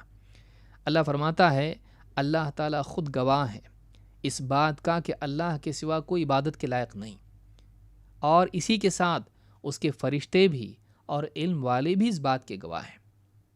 قائما بالقسط، وہ اللہ تعالیٰ قسط پر، عدل پر، انصاف پر قائم ہے، اس کے ہاں ظلم نہیں ہے۔ لا الہ الا ہو، اس کے سوا کوئی عبادت کے لائق نہیں۔ العزیز الحکیم، وہ بڑا زبردست غلبے والا ہے، حکمت والا ہے۔ آپ دیکھیے، یہ ایک ایسی آیت ہے جس میں لا الہ الا اللہ یا لا الہ الا ہو 2 مرتبہ آیا ہے۔ اللہ تعالیٰ نے 2 مرتبہ اس بات کو کہا ہے کہ اللہ کے سوا کوئی عبادت کے لائق نہیں، اور اس میں اللہ تعالیٰ نے خود اپنی گواہی کے ساتھ، اپنے فرشتوں کی گواہی کے ساتھ علماء کی گواہی کو شامل کیا ہے کہ توحید کے گواہ کون ہیں؟ جاہل ہو سکتے ہیں، توحید کے گواہ اللہ تعالیٰ نے علم والوں کو، کیونکہ توحید تمام تر عقیدے کا مسئلہ ہے۔ پھر اس کے بعد اعمال اس کے ضمن میں آتے ہیں، شرکیات، اصل جو شرک شروع ہوتا ہے وہ قلب کی سطح پر ہوتا ہے، اس کے بعد وہ عملی زندگی میں آتا ہے۔ توحید شروع ہوتی ہے قلب کی سطح پر، اللہ کو اپنے دل کی گہرائیوں کے ساتھ سچا معبود مان لینا اور اللہ کے سوا دوسرے تمام تر معبودوں کا انکار کرنا۔ یہ قلب سے شروع ہوتا ہے، پھر اقرار اور پھر زندگی میں عمل اس کا آتا ہے۔ تو یہ جو گواہی ہے علم کے بغیر ممکن نہیں ہو سکتی ہے۔ شرک کا رد آپ کیسے کریں گے؟ شرک کا رد آپ کر سکتے ہیں علم کے ذریعے سے، کلام کے ذریعے سے، لیکن وہ کلام اگر علم پر مبنی نہ ہو تو وہ عبث ہے، وہ خود گمراہی کی طرف لے جا سکتا ہے۔ تو علماء کو اللہ تعالیٰ نے توحید کا گواہ بنایا، یہ خود علماء کی بہت بڑی فضیلت ہے۔ دیکھیے دین کی کتنی باتیں اس میں، دین کی سب سے اہم چیز توحید، اس کا گواہ علماء کو بنایا، پھر اپنے اور فرشتوں کے ساتھ ان کو گواہ بنایا۔ یہ علماء کی تعدیل و توثیق ہے، یہ اس بات کی علامت ہے کہ اللہ تعالیٰ کے نزدیک علماء قابل اعتماد لوگ ہیں، کیونکہ گواہ اس کو بناتے ہیں جو دو صفات کا حامل ہوتا ہے۔ ایک، اس کے پاس واقعے کا معاملے کا علم ہو تبھی تو گواہ بنے گا، معلوم ہی نہیں اور گواہ بن رہا ہے نہیں۔ دو، وہ قابل اعتماد ہو، جھوٹے کو، دھوکے باز کو، غیر معتمد انسان کو گواہ نہیں بنایا جاتا ہے۔ اللہ تعالیٰ نے دین کی اتنی بڑی امانت والی چیز توحید، سب سے عظیم الشان چیز جس کے بغیر دین کا تصور نہیں، اس کے لیے علماء کو گواہ بنایا۔ یہ علماء کی فضیلت ہے۔ ابن قیم نے بہت زیادہ اس کو سمجھایا اور بہت ساری باتیں کہی ہیں، اس کا وقت ابھی نہیں ہے۔ مفتاح دار سعادہ میں انہوں نے اس کو تفصیل سے بتایا۔ اور تو یہ علماء کی فضیلت ہے کہ علماء گواہ ہیں، علماء کا ثواب دوسروں سے زیادہ ہے، اور علماء کے لیے مخلوقات دعا کرتی ہیں اور اللہ ان کی تعریف کرتا ہے، خود فرشتے اور دوسری مخلوقات سب ان کے لیے دعا کرتے ہیں۔ آئیے آگے بڑھتے ہیں کہ طلب علم کی فضیلت کیا ہے، کیونکہ طلب علم کے بغیر طالب علم نہیں۔ تو اصل میں طالب علم کی فضیلت اس عمل کی وجہ سے ہے جو وہ کرتا ہے۔ کیا؟ علم حاصل کرنا۔ جو علم حاصل کرتا ہے اس کو طالب علم کہتے ہیں۔ اس کے دل میں علم کی چاہت ہوتی ہے اور اس کی کوشش وہ ہوتی ہے جس کے ذریعے علم آئے، اس لیے اس کو طالب علم کہتے ہیں۔ طالب علم کی بھی وہی فضیلت ہے، یعنی اشتراک طالب علم کا اور علماء کا ایک چیز میں ہے کہ مخلوقات ان کے لیے دعا کرتی ہیں۔ کیوں؟ اس لیے کہ عالم بھی علم میں مشغول ہے اور اسی کے ساتھ ساتھ طالب علم بھی اس علم میں مشغول ہے، اور اگر مداومت کے ساتھ وہ علم میں چلتا رہا تو ایک دن وہ بھی آئے گا کہ وہ بھی عالم بنے گا اور لوگوں کو دین سکھائے گا۔ تو اس اعتبار سے وہ اسی راستے پر ہے جس راستے پر عالم تھا اور ہے۔ اللہ کے نبی صلی اللہ علیہ وسلم فرماتے ہیں، طلب العلم فریضۃ علی کل مسلم، علم حاصل کرنا ہر مسلمان پر فرض ہے۔ علم کی اہمیت کیا ہے؟ علم ایسا نہیں کہ چلو موڈ آ گیا تو علم حاصل کر لیں گے، شوق آ گیا، انٹرسٹ ہے میرا، ہابی ہے میری۔ علم حاصل کرنا فرض ہے، یہ عبادت ہے، بلکہ تمام عبادات کی تصحیح اس پر موقوف ہے۔ ساری عبادات صحیح ہوں گی یا غلط ہوں گی کیسے معلوم پڑے گا؟ علم ہے تو معلوم پڑے گا۔ تو علم فرض ہے، چاہے وہ عقیدے کا ہو یا عمل کا ہو، چاہے وہ یعنی عبادات کا ہو یا حقوق کا ہو۔ کہا کہ طلب العلم فریضۃ علی کل مسلم، علم حاصل کرنا ہر مسلمان پر فرض ہے۔ وَإِنَّ طَالِبَ الْعِلْمِ يَسْتَغْفِرُ لَهُ كُلُّ شَيْءٍ حَتَّى الْحِيتَانُ فِي الْبَحْرِ، اور طالب علم کے لیے ہر چیز مغفرت کی دعا کرتی ہے، یہاں تک کہ سمندر میں موجود مچھلیاں بھی۔ اس حدیث سے معلوم ہوا، اس حدیث کو امام ابن عبد البر نے اپنی کتاب جامع بیان العلم میں ذکر کیا ہے، صحیح الجامع الصغیر حدیث نمبر 3914، اور یہ حدیث صحیح ہے۔ اس حدیث سے بات معلوم ہوتی، دو باتیں معلوم ہوئی، ایک علم حاصل کرنا فرض ہے، اور دوسرے یہ کہ طالب علم کے لیے بھی مخلوقات مغفرت کی دعا کرتی ہیں۔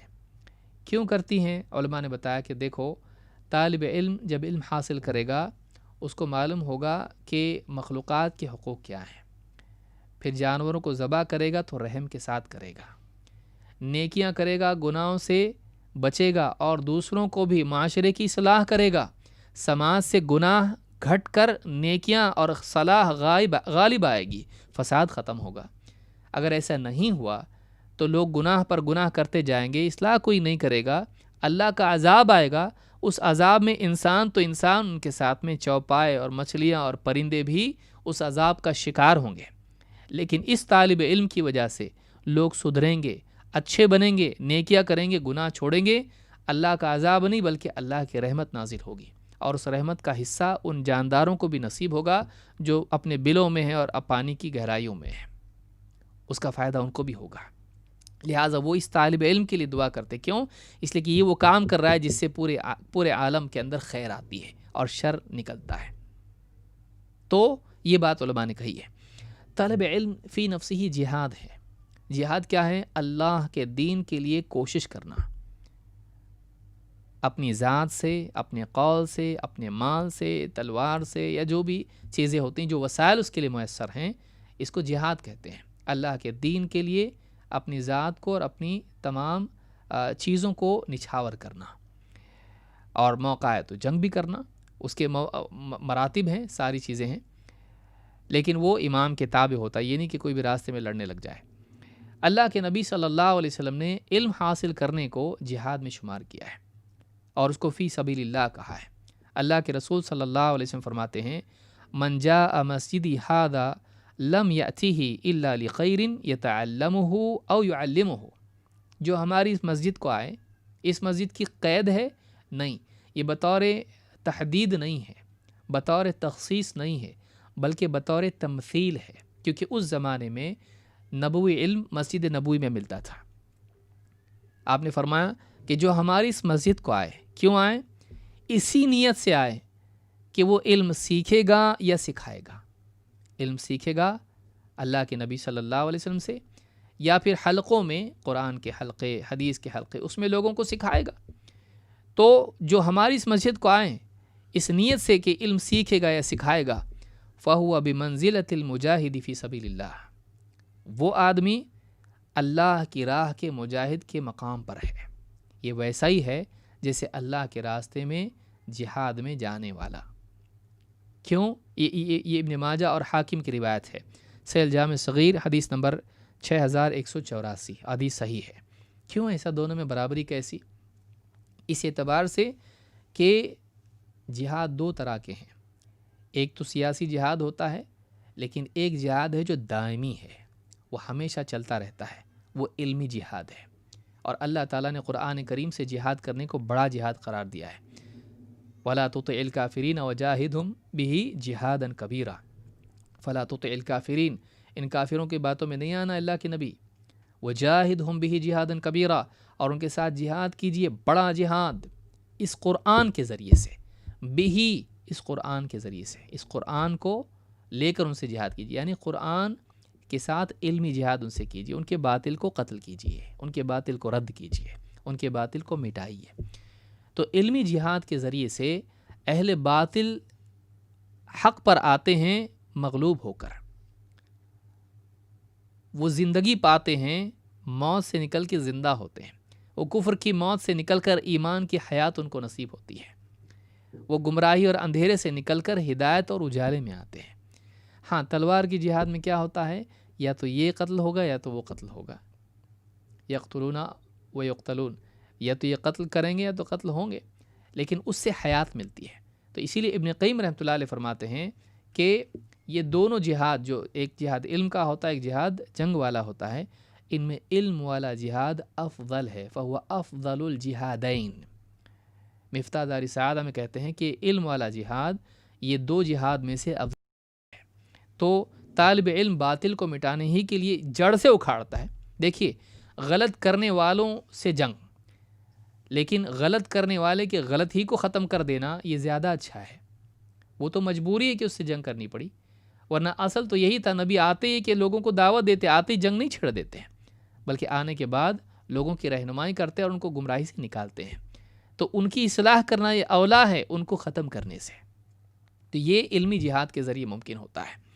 تو اسی لیے کہا کہ یہ اللہ کی راہ میں مجاہد کی طرح۔ اسی طرح آپ نے فرمایا عبادات کا اگر ذکر لیا جائے تو عبادات میں حج جیسی عبادت، کامل حج کرنے والے کی طرح ثواب ملتا ہے اس آدمی کو جو علمی مجالس میں حاضر ہو کر علم حاصل کرتا ہے۔